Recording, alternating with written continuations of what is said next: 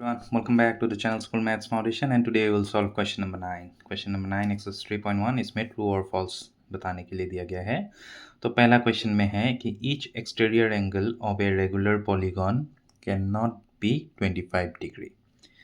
क्या एक regular polygon का एक्सटीरियर एंगल 25 डिग्री हो सकता है? क्योंकि हमें पता है कि 360 degree is the sum of all exterior angle. और तो रेगुलर पॉलीगन होगा तो ईच एंगल 25 डिग्री क्या हो सकते हैं? Let's see, we will divide 360 by 25।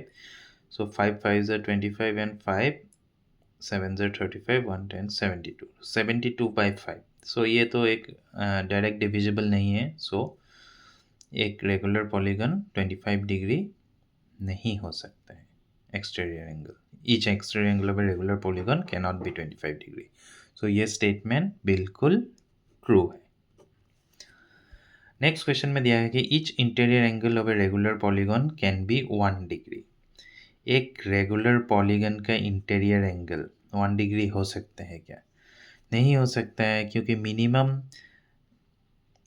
Sides of a regular polygon कितना है? एक ट्राइंगल, यानी 2n-4/90/n। n के जगह पे 3 होगा। सो 6 - 4 2 × 90/3 3 3 are 9। तो मिनिमम तो 60 डिग्री ईच एंगल एक रेगुलर पॉलीगन का होना ही पड़ेगा। तो ये आपका नहीं है, false. The maximum exterior angle of a regular polygon is 90 degree। Exterior angle maximum 90 degree हो सकता है, इससे ज़्यादा नहीं हो सकता है। हमें पता है because 360 degree is the sum of all exterior angles of all polygons. ठीक है, रेगुलर हो या इरेगुलर जो भी हो, 360 डिग्री सम होगा। रेगुलर पॉलीगन यानी each exterior angle will be of same measure. अभी दिया गया है कि maximum exterior angle of a regular polygon is 90 degree. अगर 90 डिग्री है तो ये तो 4 साइडेड पॉलीगन हो जाएगा। ठीक, लेकिन हमें तो 3 साइडेड पॉलीगन यानी ट्राइंगल हमें मालूम है। करेक्ट। सो ट्राइंगल में एक्सटीरियर एंगल कितना होगा? नंबर ऑफ साइड्स अगर 3 है, राइट,